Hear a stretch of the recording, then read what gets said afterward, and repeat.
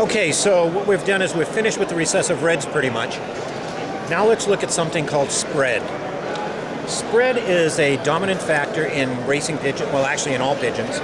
And what it is, it's not part of the pattern series. Everybody gets confused.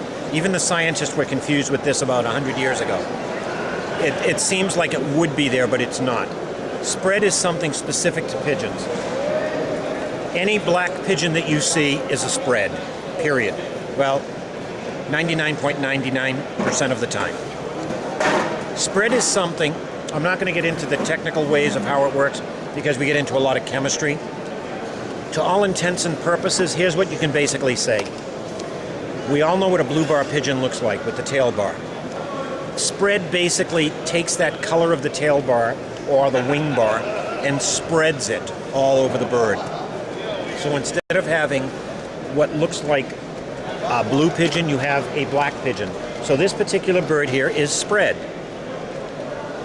The bird beside it, we call it in show pigeons, this is called Andalusian. That's just a show pigeon, fancy pigeon name. This is still a spread bird has one dose of indigo attached to it. The indigo changes the base color a bit, so you get this bluish Andalusian that was named after a similar color in chickens. But spread is the factor that allows the indigo to do that. The other bird on this side to the left is just a black. Now, it's not technically a black spread. It's either spread or a black, not both. Spread is the genetic terminology. Black is the pigeon fancier terminology. Let me check one bird here. This is a bird, we're moving over to the right a bit. Many people might consider this bird a black if they didn't look closely. If you look at the underside of the bird, see if I can move him away from the cup here a bit.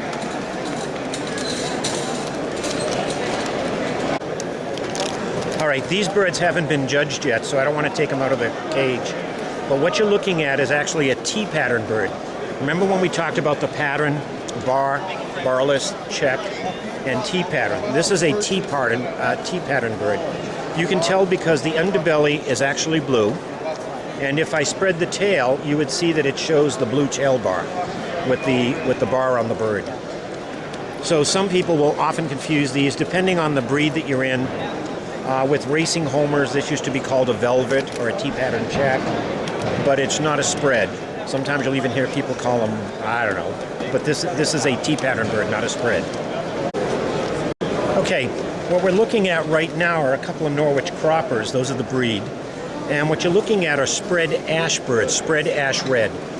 Now, a lot of people think that because spread turns a bluebird black, that it will somehow turn a ash red bird dark red. And that's not quite true. In fact, it's not true at all. What happens, remember, as an analogy, we're saying that it's taking the tail bar and spreading it all over the bird. Well, if you look at an ash red bird and you spread the tail, what you'll see is a light, very ash, almost non-existent bar on the tail. Spread basically does that over the whole bird. It will take the red on the shield, make it an ashy color, and what you have is a bird that's ashy pretty much over the entire bird. Now, it's a little difficult to see because these birds are so light. The tail on these birds is not white. It's a very light ash. The shield on the bird, as you can see, is ashy. There's no bars. And obviously these are pied pattern birds, so you're getting the blaze on the throat. But the bird itself is an ashy bird. We're going to pan over right now to a T-pattern ash red, and you can see the difference. In the T-pattern ash red, you have a very darker red, and it's all checked. That one is a T-pattern bird. That is not a spread bird. Rather than being dark like you would assume, the ashy bird, the spread ash bird, is actually much lighter, while the T-pattern bird is the dark one. And again, this is a T-pattern bird with no spread. The one to the left of it is the ash red spread. All right, we're back to looking at spread over blue base. Again, you have a black pigeon. These happen to be Bruner powders.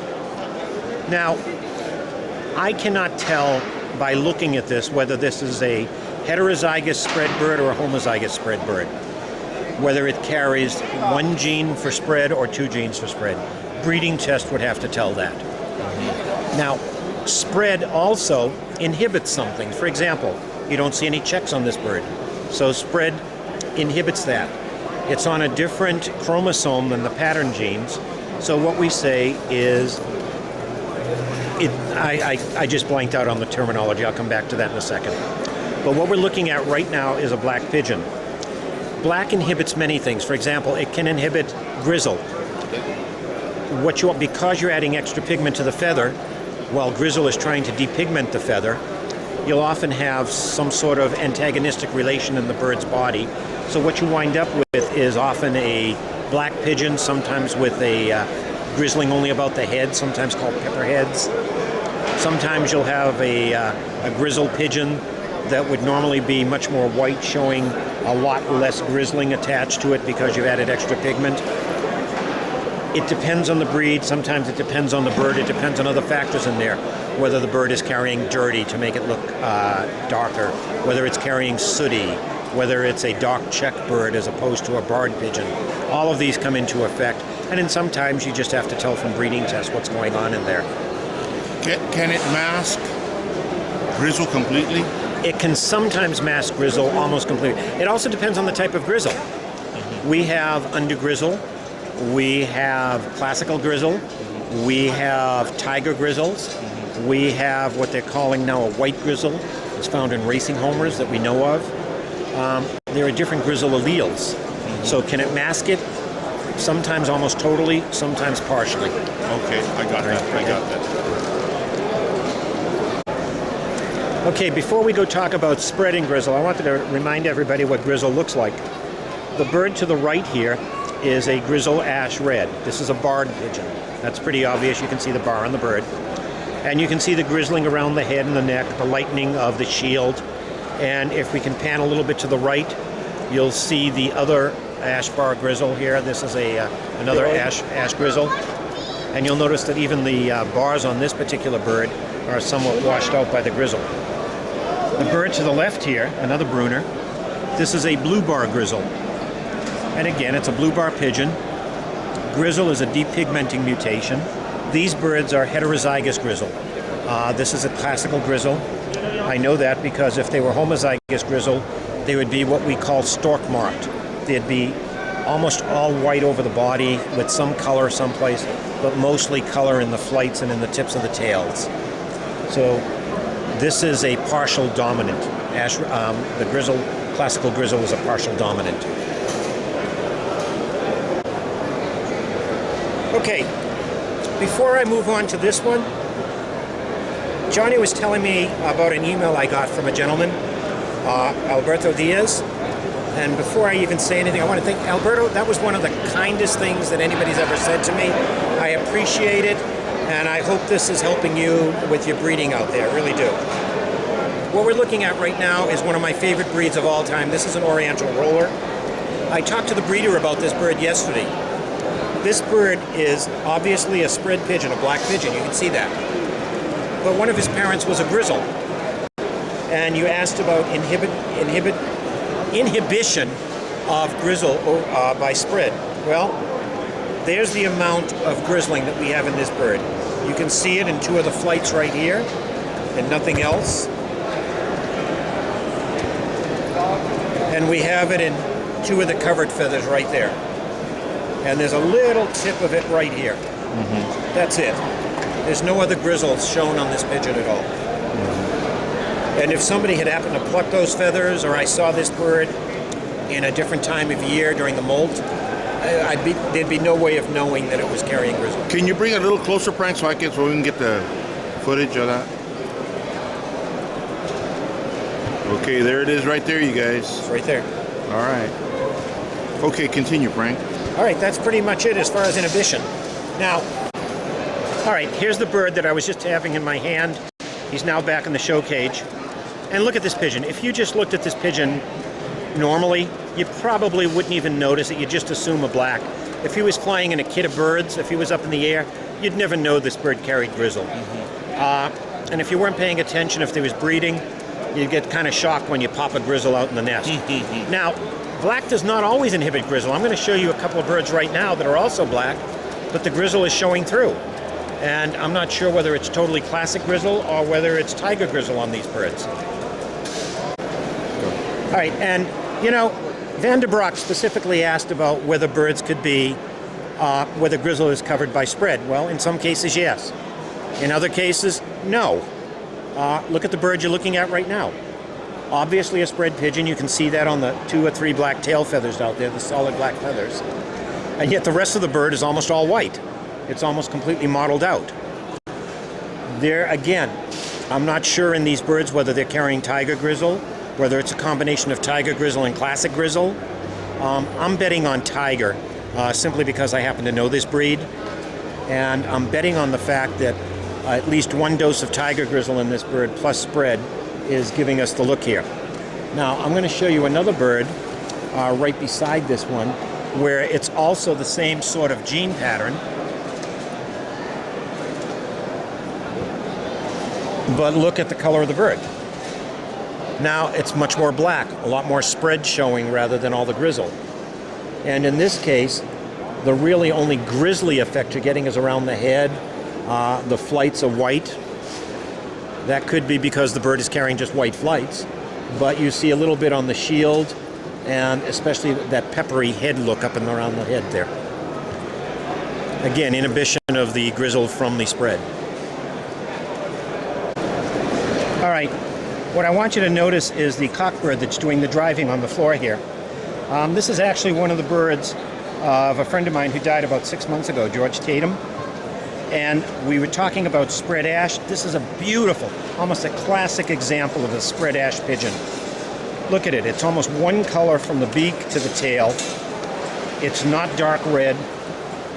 And it's just that ashy, beautiful gray color. Silver is what some of the racing guys would call this. From beak tip to tail. And he's chasing, it looks like a brown bar hen. And the reason I was going to say ash bar, but I saw the tail. If you can see the tail on this hen as it's running past here, you see a straight bar on the tail instead of the ashy bar. This is a brown bar hen being chased by a spread ash cock. He's just beautiful pigeon. Okay, what you're looking at now are American-style West of England tumblers. There's about 500 of these birds in the show today, in various patterns, various colors. And what you're looking at are what they call the black models. Obviously spread pigeons, they're black. Obviously not totally black because you see the white all over them. Most of these birds start out black in the nest, and then as they age, they model in these white feathers. It looks like that what's happening here is that we have an allele of grizzle, probably tiger grizzle in these pigeons. Brian. Yeah. Okay. I went and grabbed a couple of the West breeders to talk, but they're chickening out on me here a little bit. But I've known these guys for years. I don't claim to be brilliant on everything. I know these birds simply because I work around them. I know some of the guys who breed them. And they've all told me that these birds are definitely tiger grizzle with the spread factor in them.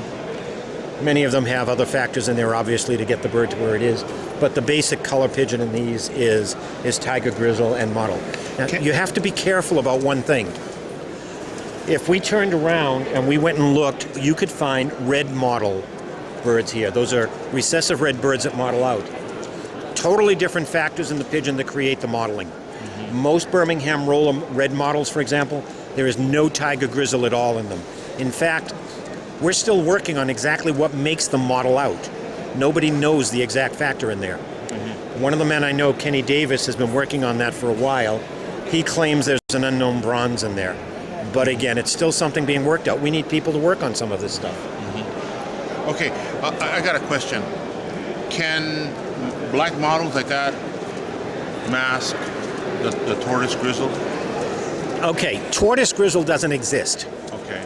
Tortoise shell, the tortoise color, is a kite pigeon So it's a black pigeon, or a black pigmented pigeon, which is really a dark check pigeon in the blue family, with grizzle and kite. Okay, I get it. Kite is the bronze in there. If you have kite bronze, what you usually find, in fact, I just had this conversation with Brian McCormick just a few moments ago. The bronze that's in there quite often is found with recessive red birds. To get good recessive reds, one of the factors needed under that is a kite bronze. So many of the recessive red birds are carrying the kite bronze. So you'll see people who'll made a recessive red bird to a grizzle and they'll pop a tortoiseshell. Okay. And that's where they're coming from a lot of cases. All right, I get it. But a model could be a Model can be non-classic grizzle, but definitely probably tiger grizzle. Okay. And I'm going to show you one tortoiseshell so you can see the difference. Okay. Let's go. Okay, just for example, these are what we call, this is pigeon breeder language. These are tortoiseshells. If I was talking genetic language, we'd be talking about a T-pattern bird in the blue series, in the blue-black series. This is a grizzle pigeon with a couple of doses of kite bronze in here. This is not a black pigeon. It's a dark T-pattern. And that's one of the reasons why you can see the bronze on the shield. And please notice the tail. This is something I told you earlier. When you look at a T-pattern bird, you see a bar. There's no bar on this bird. But that's because of the bronze, because it's probably carrying dirty and a whole mess of other factors in there too that's darkening the tail, just like you would see in the Gimples or some of the other breeds. All right. I'm going to show you a few lighter tortoiseshells.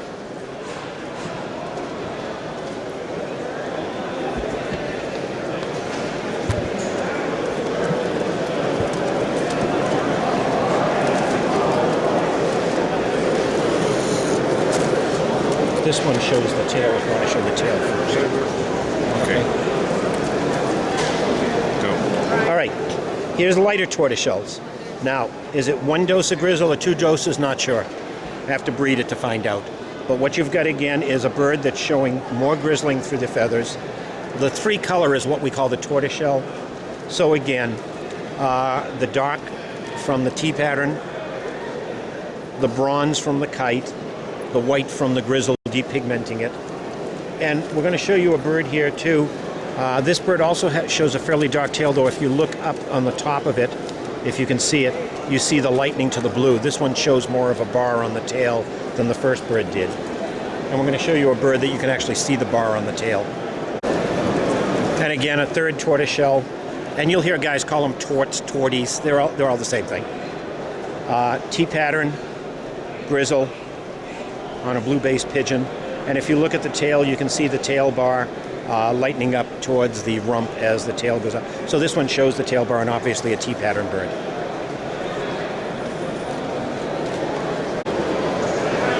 Okay, we've moved over to see the old German croppers. The bird that we're focused on right now is a spread ash pigeon. You can see the ash on the head, the neck. You see one dark flight one dark feather on the wing. This bird is heterozygous for blue-black as well as being ash-red. So it's obviously a cockbird. If you look all the way down the flight, you see the ashy flights. The tail is ashy. This bird shows some mottling on the wing because this bird is also carrying tiger grizzle. This is an ash-red spread tiger grizzle, or ash-red spread model if you want. Beside it, again, is another tiger grizzle bird. This one is in the black series, so this one is a spread tiger grizzle, or a spread model. Model tiger grizzle, it depends on the breed that you're working with. The genetic factor, we call it tiger grizzle because they found it in some tigers in Europe, birds that were called tiger. And modeling is an English term that's been used. It gets very technical sometimes on the term on whether the bird had white flights was a model, whether it had black flights if it was a model, whether it was, don't worry about the names. Just look whatever breed you're working with and use whatever the breed terminology is, but try to remember the genetic terminology for yourself. It keeps you from making mistakes. This way you don't care whether the bird is called a cream, an Isabel, a blue banana, a green purple pear. Nobody cares. It's a barred bird, it's a checked bird, it's a T-pattern bird, it's in the ash red in the blue-black or in the brown series of pigeons. It's either spread or non-spread.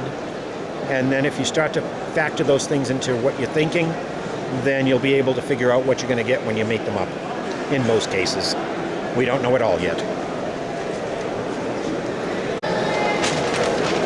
Okay, my photographer here just asked me a couple of questions here, and I'm going to talk about everybody.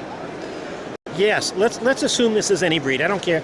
We're looking at old German croppers. I don't care what the breed is. It's a pigeon. It could be a Birmingham roller. It could be whatever you want. If I took a particular bird that's an ash red grizzle and I paired it to a blue bar pigeon, then let's assume that the bird was a cock bird. Because it's an ash red cock, I would be getting ash red youngsters. If, like this particular pigeon, the ash red cock happened to be heterozygous for blue-black, that is, it carries blue-black as well, then I could also get blue pigeons. Because the bird is spread, I could get spread ash pigeons, I could get spread blue-black pigeons, which would be blacks and spread ash pigeons. Because it's a grizzle, I could get grizzle youngsters or non-grizzled youngsters, depending on the bird, whether the bird, the original parent, was homozygous or heterozygous for grizzle. If the bird were a hen that I was mating up originally, then if it was an ash red bird and I'm mating it to a blue-black cock, I would have a sex-linked mating. Makes no difference whether it's grizzle or anything else in there. Look at the base colors first. So if I had an ash red hen mated to a blue-black cock, pattern immaterial, I would get all ash red cocks, all blue-black hens, sex-linked. Then on top of that, sort of like another jacket being put on top of that, some of those babies in both colors could be grizzles. Some of those babies in both colors could be spread or non-spread. And before we close up here, I want to Alberto Diaz, I know you can't be here with us today walking around the show. I just want you to know, again, that I not only appreciated your comments, but I'm hoping that this helps you out in your loft there, that you're able to get done what you need to get done with the birds, and that they provide you a couple of more decades at least of a heck of a lot of enjoyment. So have fun out there.